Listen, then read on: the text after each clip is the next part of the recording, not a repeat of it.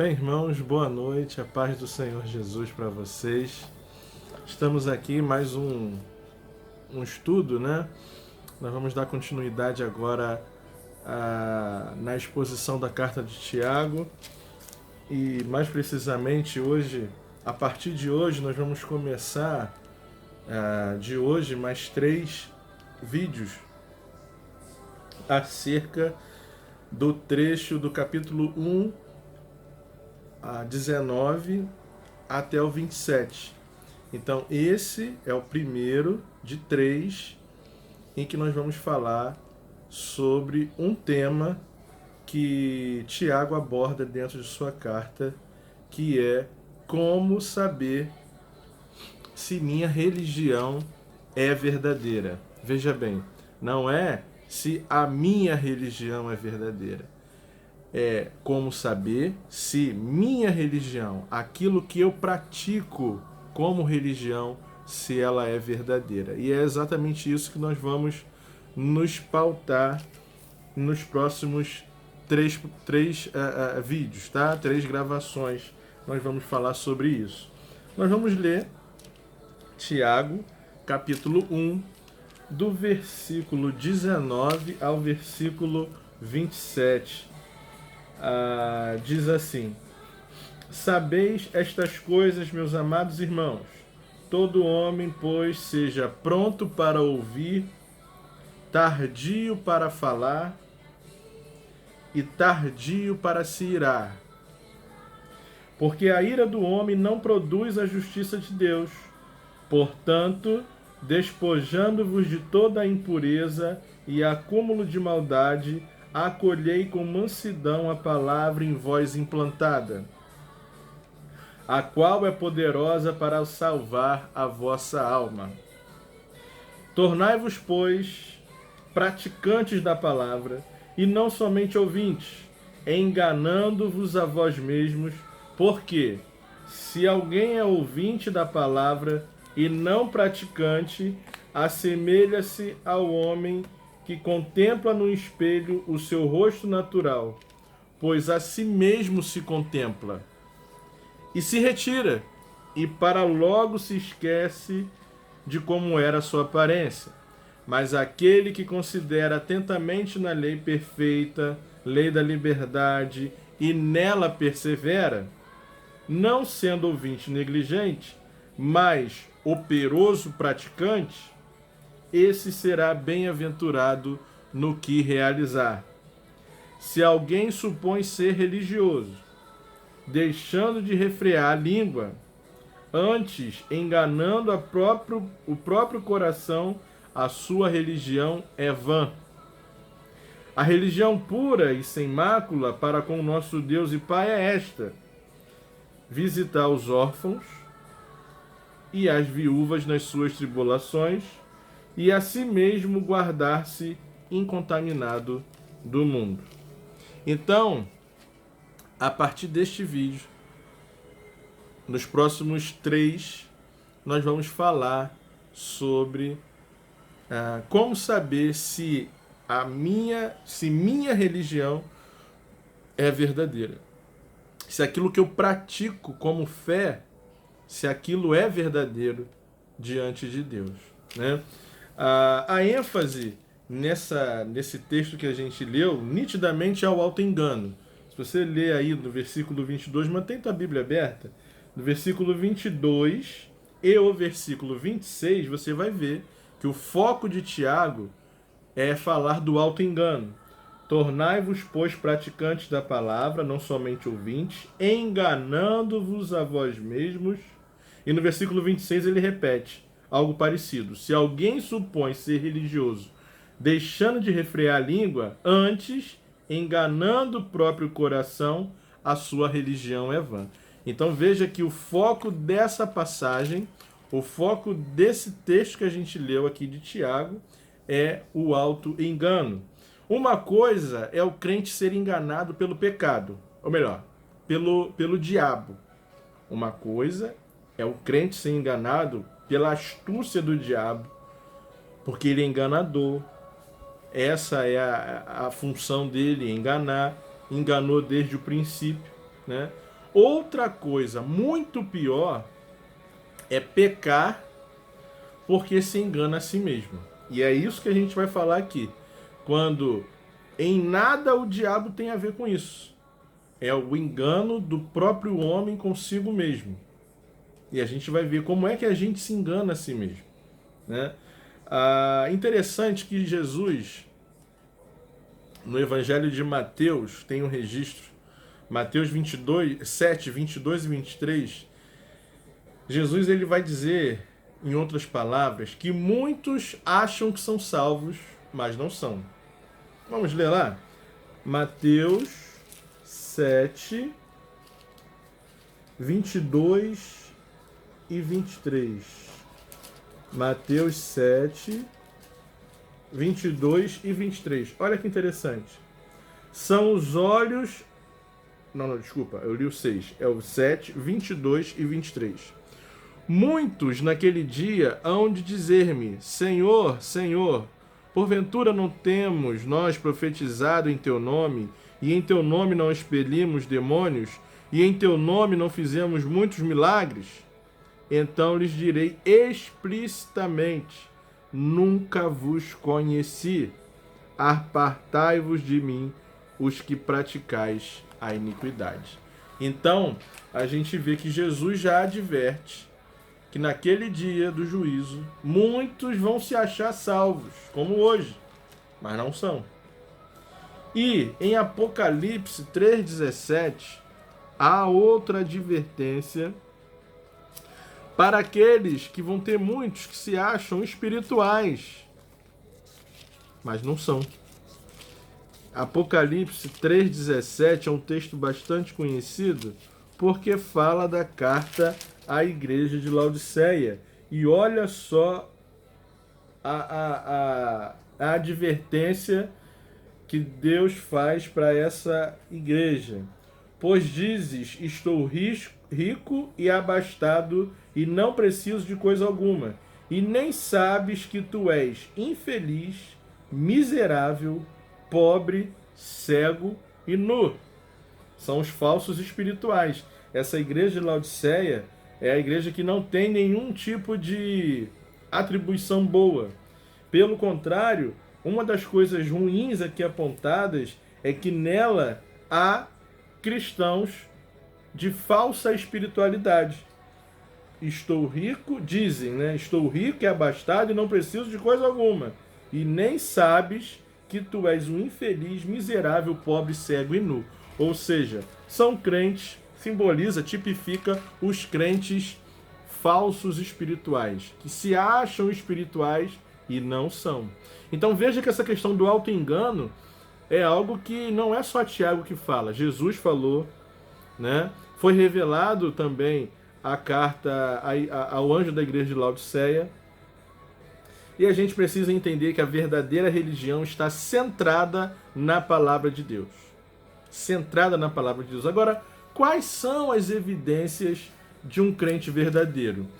E é isso que a gente vai tratar nos próximos 3 vídeos. Dentro desse tema macro, né, de como saber se minha prática religiosa ela é verdadeira, né, nós vamos saber disso detectando como ou quais são as evidências de um crente verdadeiro. São 3 tipos de evidências. E nós vamos falar dela uma em cada vídeo. Uma agora, no próximo vídeo e no vídeo seguinte.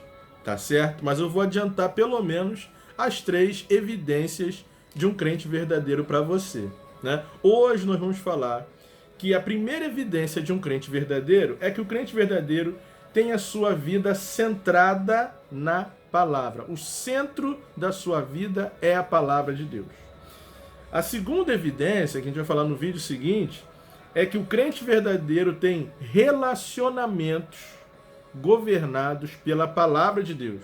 Isso tudo está aqui em Tiago, nesse texto que a gente leu, tá? De 19 a 27. Então, a segunda evidência é que o crente verdadeiro, ele tem os seus relacionamentos governados pela palavra de Deus. E a terceira evidência que a gente vai ver de um crente verdadeiro que vai nos fechar a ideia da nossa religião ser verdadeira ou não, a nossa prática religiosa ser verdadeira ou não, a terceira evidência de um crente verdadeiro é que o crente verdadeiro tem suas ações religiosas dirigidas pela palavra de Deus. Então veja bem, nós vamos falar de 3 evidências de um crente verdadeiro. O crente verdadeiro tem a sua vida centrada na palavra, o crente verdadeiro tem seus relacionamentos governados pela palavra, e o crente verdadeiro tem suas ações religiosas dirigidas pela palavra de Deus. Hoje, neste vídeo, nós vamos falar sobre a primeira evidência, que é o crente verdadeiro ter a sua vida centrada na palavra. A gente lê isso no versículo 18. A gente não leu agora, mas a gente vai ler. A gente não leu no início, a gente vai ler agora. É uma introdução do que vem a seguir, né? Então, no versículo 18, a gente vai ler no versículo 21 a 25. Vamos comigo? Pois, segundo o seu querer, ele nos gerou pela palavra da verdade para que fôssemos como que primícias de suas criaturas. Isso a gente viu no vídeo anterior, na quinta-feira passada, sobre o nascimento do cristão. Ele é nascido da palavra, né? Então nós somos gerados por Deus, segundo o seu querer, pela palavra da verdade. Versículos 21 a 25, a gente leu agora, né? Portanto, despojando-vos de toda a impureza e acúmulo de maldade, acolhei com mansidão a palavra em vós implantada, a qual é poderosa para salvar a vossa vida, melhor, a vossa alma. Tornai-vos, pois, praticantes da palavra e não somente ouvintes, enganando-vos a vós mesmos, porque se alguém é ouvinte da palavra e não praticante, assemelha-se ao homem que contempla no espelho o seu rosto natural, pois a si mesmo se contempla, e se retira e para logo se esquece de como era a sua aparência. Mas aquele que considera atentamente na lei perfeita, lei da liberdade, e nela persevera, não sendo ouvinte negligente, mas operoso praticante, esse será bem-aventurado no que realizar. Aqui a gente vai falar hoje sobre a primeira evidência do crente verdadeiro ter a sua vida centrada na palavra. A primeira evidência, dentro disso, nós temos 3 subtópicos, tá? Para que você não se perca aí. 3. O crente verdadeiro, ele tem a sua vida centrada na palavra porque ele nasce da palavra de Deus. Nós falamos isso semana passada, né? No versículo 18. Pois segundo o seu querer, ele nos gerou pela palavra da verdade para que fôssemos como que primícias de suas criaturas. A palavra de Deus, ela é a divina semente, né?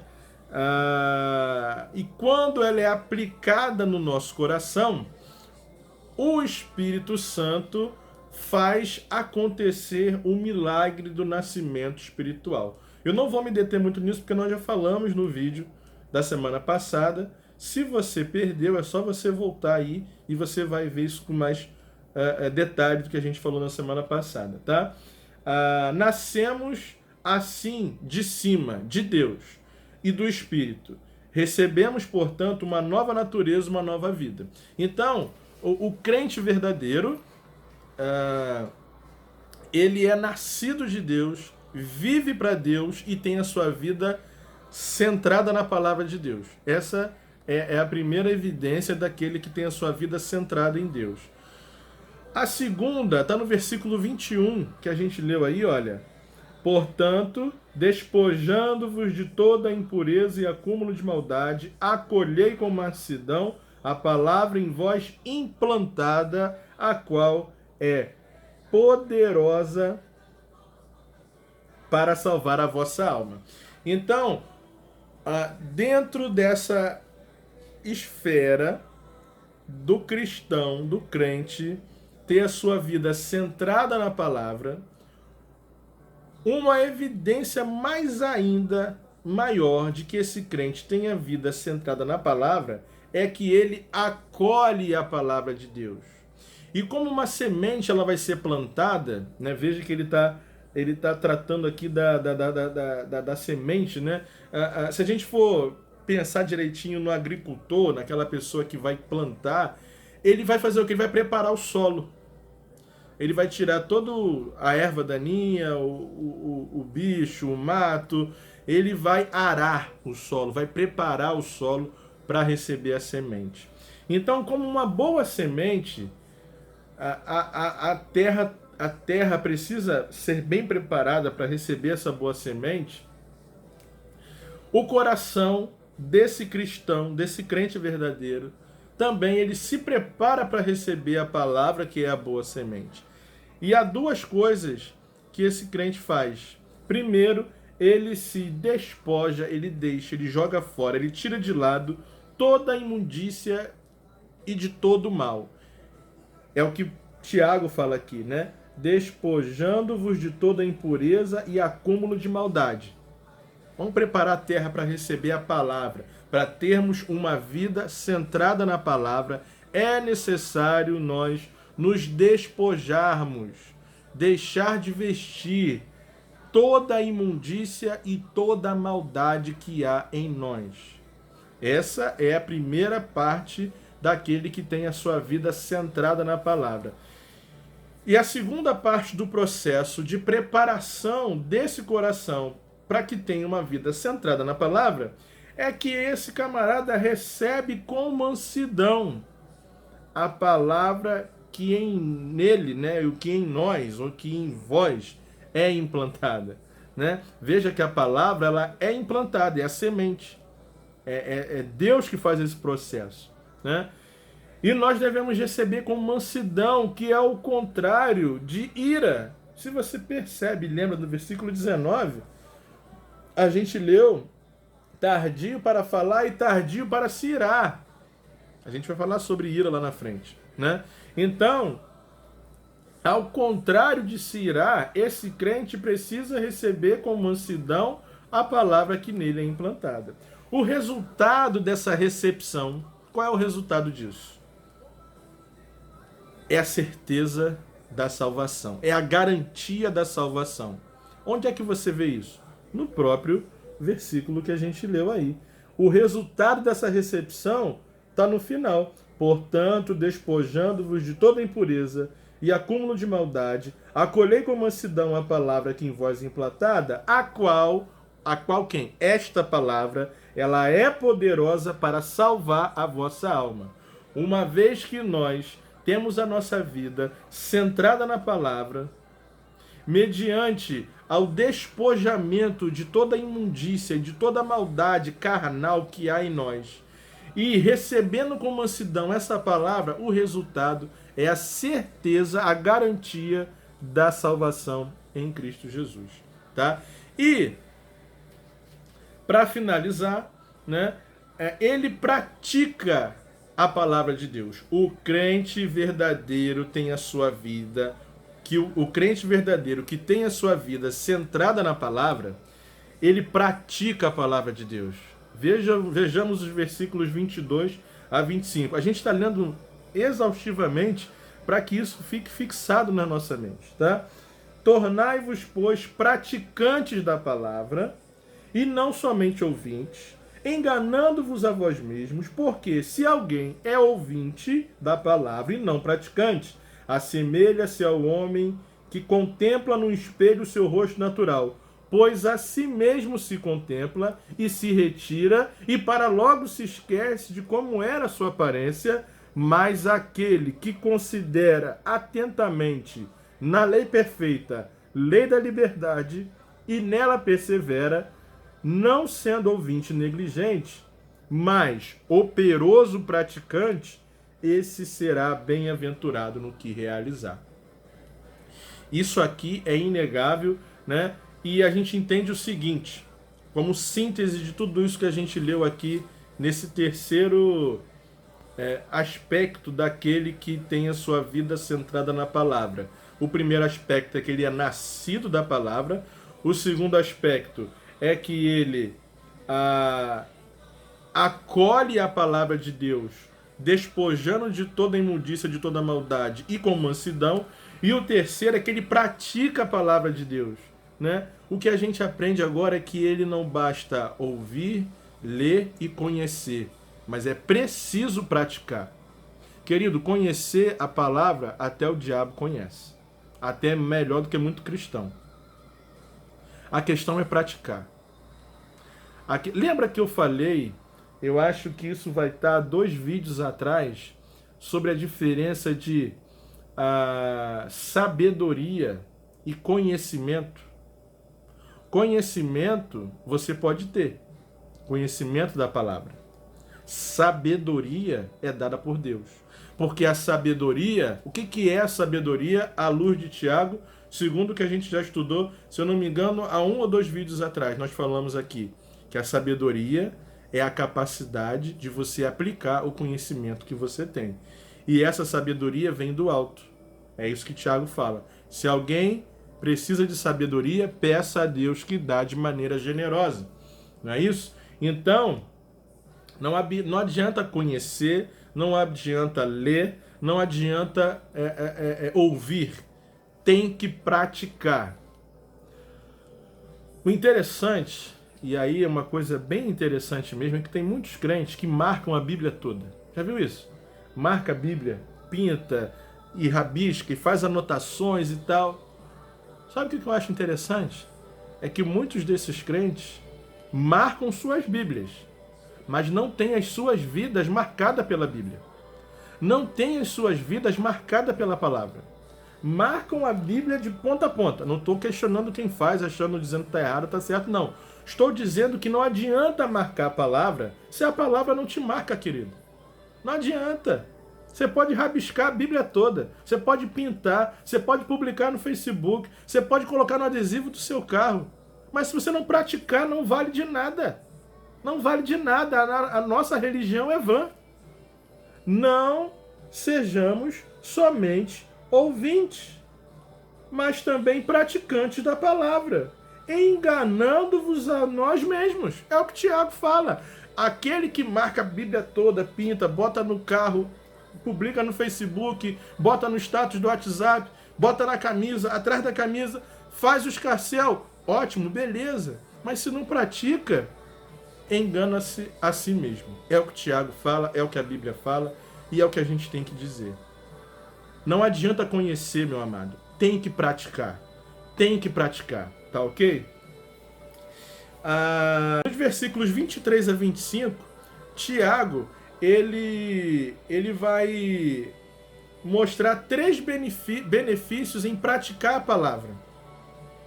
Dos versículos 23 a 25, Tiago vai dizer 3 benefícios em quem pratica a palavra. Quem pratica conhece a si mesmo. Quem pratica se torna verdadeiramente livre. E quem pratica torna-se bem-aventurado no que realizar. Vamos ver rapidinho cada uma delas, tá? Quem pratica conhece a si mesmo. Versículos 23 e 24. Porque, vamos ler de novo. Porque se alguém é ouvinte da palavra e não praticante, assemelha-se ao homem que contempla no espelho seu rosto natural. Pois a si mesmo se contempla e se retira e para logo se esquece de como era a sua aparência. Vamos parar por aí. 23 e 24. Quem pratica a palavra conhece a si mesmo. É a primeira coisa que Tiago fala. E a comparação aqui é o espelho. O espelho. O que é o espelho? O que é o espelho? O espelho revela as coisas como elas são. Não é verdade? Quando nos olhamos no espelho, descobrimos que tipo de pessoas somos e como estamos. O espelho, ele tem essa capacidade dupla de mostrar quem você é e como você está. Quem você é? Se você é preto, se você é branco, se você é careca, se você é cabeludo, se você tem olho azul, olho verde, o espelho mostra isso. E o espelho mostra como você está. Se você está cansado, está abatido, está com medo, está assustado, está fatigado, tá triste, tá alegre. O espelho tem essa capacidade. E a palavra de Deus, ela é assim para aquele que pratica. Aquele que pratica a palavra, ele se conhece a si mesmo. Por quê? Quando nós olhamos para dentro da palavra e compreendemos através do Espírito Santo o que ela nos diz, nós conhecemos a nós mesmos e sabemos como estamos. Conhecemos os nossos pecados, conhecemos as nossas necessidades, conhecemos os nossos deveres e as nossas recompensas. E a palavra, assim como o espelho, também ela revela para nós o nosso estado. O nosso estado pecaminoso, o nosso estado depravado, conforme nós falamos no último domingo, na pregação sobre os efeitos da queda humana. A palavra, ela é o espelho. Ela é o espelho. É a palavra que é o espelho. Deixa eu voltar aqui. É a palavra que é o espelho. A palavra revela para nós aquilo que nós somos, aquilo que nós devemos ser, aquilo que nós não somos. A palavra, ela revela para nós e tem esse poder de revelar para nós aquilo que nós somos e como estamos. Então, o crente que pratica a palavra, ele é um verdadeiro crente e a sua religião é verdadeira porque ele conhece a si mesmo. A palavra, assim como um espelho revela para o outro, para quem está olhando para ele, o que ele é e como ele está, a palavra, para aquele que pratica, faz o mesmo efeito.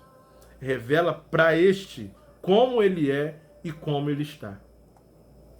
A segunda coisa interessante que a gente vê como benefício de quem pratica a palavra é que quem pratica a palavra se torna verdadeiramente livre. Versículo 25. Mas aquele que considera atentamente na lei perfeita, lei da liberdade, e nela persevera, não sendo ouvinte negligente, mas operoso praticante, esse será bem-aventurado no que realizar. Então, por que Tiago chama de lei da liberdade? Por quê? Porque quando nós praticamos a palavra de Deus, ela nos liberta. João 8, 31, 32. E conhecereis a verdade, e a verdade vos libertará. Tem nada a ver com Bolsonaro. Nada a ver. Tá? Nada a ver. E conhecereis a verdade. A verdade é a palavra. E ela irá nos libertar. Já o que pratica o pecado é escravo do próprio pecado. João 8,34, rapidinho, para a gente finalizar esse vídeo aqui. João 8,34 vai dizer que aquele que pratica, que não é aquele que pratica por acidente, é aquele que tem a prática quanto mais de pecar. João 8,34 vai dizer o que para nós? Olha lá. Em verdade vos digo, todo que comete pecado é escravo do pecado. Quem disse isso? Jesus de Nazaré. Se ele disse, está dito, não sou eu que estou dizendo. Tá certo? Então aquele que pratica de maneira contumaz, de maneira impenitente o pecado, ele é escravo do pecado. Então não tem como, querido, não tem como você ter uma vida cristã com a prática de pecado. Não converge, não entra. Não, ou você é crente verdadeiro ou você não é crente. Não tem jeito. Tá certo? Porque aquele que pratica o pecado, ele é escravo dele. De novo, não é aquele que pratica por acidente. É aquele que pratica de maneira liberada, né? Desregrada. Ainda se alegra, publica. Deus não nos deu a sua lei como meio de salvação, mas como parâmetro de vida para os salvos. A lei, ela nos serviu para nos salvar. Romanos vai dizer isso, né? A lei é boa, santa e perfeita. Ela serviu para mostrar para nós o nosso pecado, como nós estamos distantes de Deus, como nós não conseguimos caminhar de acordo com a vontade de Deus, mas ela serve para ditar o estilo de vida, o parâmetro de vida do salvo. Quer ver isso? Êxodo 20, versículo 2. Êxodo 20, versículo 2. Vamos lá rapidinho. Eu sou o Senhor teu Deus que te tirei da terra do Egito, da casa de servidão. Que texto é esse? É o prenúncio dos 10 mandamentos. Então Deus dá os 10 mandamentos para quem? Para aqueles que ele salvou. Os 10 mandamentos era para o povo de Deus, para aqueles que ele resgatou do Egito. Eu e você fomos libertos do mundo, fomos libertos do poder condenatório do pecado. E é para nós que a lei de Deus dita a nossa maneira de vida. E por último, para nós finalizarmos agora de verdade, né? Quem pratica se torna-se bem-aventurado naquilo que realiza. Termina o texto assim do versículo 25. Esse será bem-aventurado no que realizar. Ouvir a palavra e não praticá-la é enganar-se a si mesmo. É como olhar como espelho e ver a roupa suja e não fazer nada. O fim é engano e tragédia. Alguém se olha no espelho, vê a roupa suja e não faz nada? A religião é vã. O olhar no espelho é vã. Alguém que olha no espelho e vê que está sujo, vai limpar. Se não for assim, querido, o final, a religião é vã, e o fim é engano e tragédia. Sabe quem a gente pode exemplificar bem isso na Bíblia? O jovem rico. O jovem rico era conhecedor.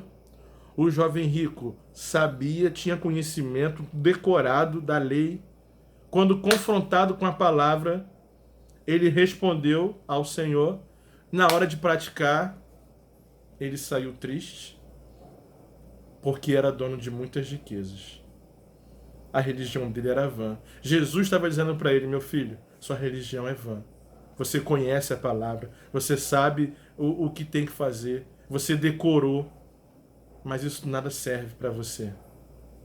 E o fim desse jovem rico, pelo menos no relato, é o quê? Foi como? Engano, tragédia, tristeza. Queridos, vai ter muita gente assim no inferno. Vai ter muita gente assim enganada no inferno, enganando-se a si mesmo. Agora, aquele que pratica a palavra é bem-sucedido em tudo que faz. E o maior exemplo disso é Josué. Se você for ler lá, a gente não vai ler que eu quero encerrar agora, mas Josué, do capítulo 1, dos 6 ao 8, as instruções de Deus a Josué, quando ele está assumindo a direção do povo, é o quê? Olha, você vai ser bem-sucedido se permaneceres dos meus mandamentos, se andares conforme a minha palavra, você vai ser bem-sucedido. Querido, eu quero parar por aqui, tá bom? No próximo vídeo, amanhã eu vou estar publicando o próximo vídeo falando sobre a segunda evidência de um crente verdadeiro, que o crente verdadeiro tem relacionamentos governados pela palavra de Deus, tá bom? Vamos orar? Senhor, muito obrigado porque a tua palavra, ela nos constrange e ela nos coloca, Senhor, na nossa posição, nos ajuda a sermos crentes de verdade, para a honra e glória do teu nome. Esta é a nossa oração, em nome de Jesus. Amém. Deus te abençoe, querido.